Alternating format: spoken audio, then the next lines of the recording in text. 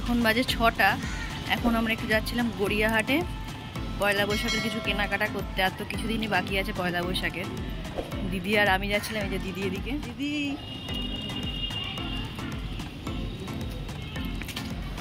দিদি আর আমি একটু যাচ্ছি গড়িয়াহাটে।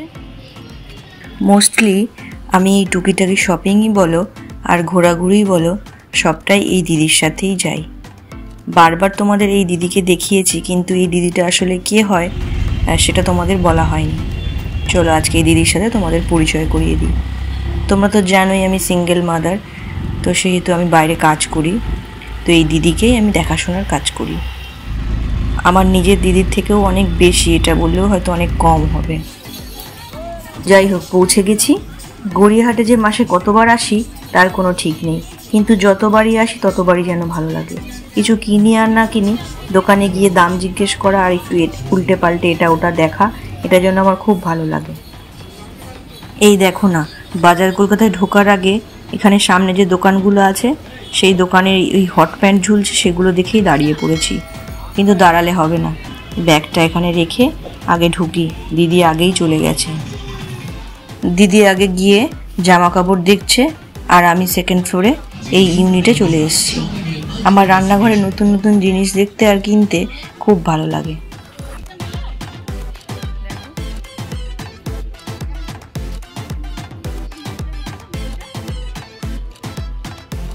সব কিছুই মোটামুটি ঘুরে ঘুরে দেখছি, আর যা যা কেনার আছে সেগুলো নিচ্ছি।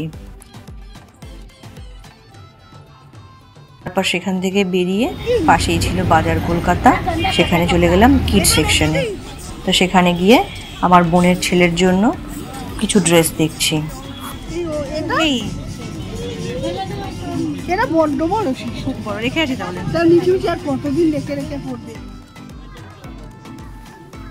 এত কালেকশন যে কোনটা ছেড়ে কোনটা নেব বুঝতে পারছি না, কনফিউজড হয়ে যাচ্ছি। তার উপর আবার এখন চৈত্র সেল দিচ্ছে, 30% to 50% অফ চলছে। তো যাই হোক, তার মধ্যে থেকে কিছু একটা বেছে নিয়ে আর একটু ভেতরে ঘোরাঘুরি করার পর বাইরে বেরিয়ে এলাম। বাইরে ঘটি গরম বিক্রি হচ্ছিল, দিদি আবার ওটা খাবে বলে সামনে দাঁড়িয়ে আছে। ওটা কিনে নেওয়ার পর খেতে খেতে রাস্তার ফুট ধরে হেঁটে আসছিলাম।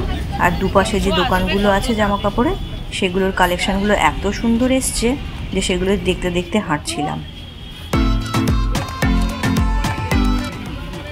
এই প্যান্টের দোকানটায় মেয়ের জন্য কিছু প্যান্ট কিনবো বলে সেটাই দেখছি।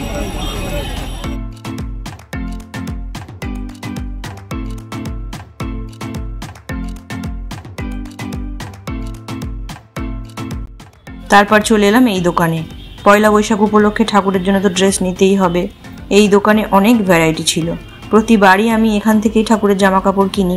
এটা ওই গড়িয়াহাট মোড় থেকে বালিগঞ্জের দিকে যেতে ডান হাতে যে ফুট শুরু হচ্ছে, একদম প্রথমের দোকানটা। তোমরা আসলে এখানে দোকানে একবার আসতে পারো। সেখান থেকেই চলে গেলাম কিছু কাপ কিনবো বলে।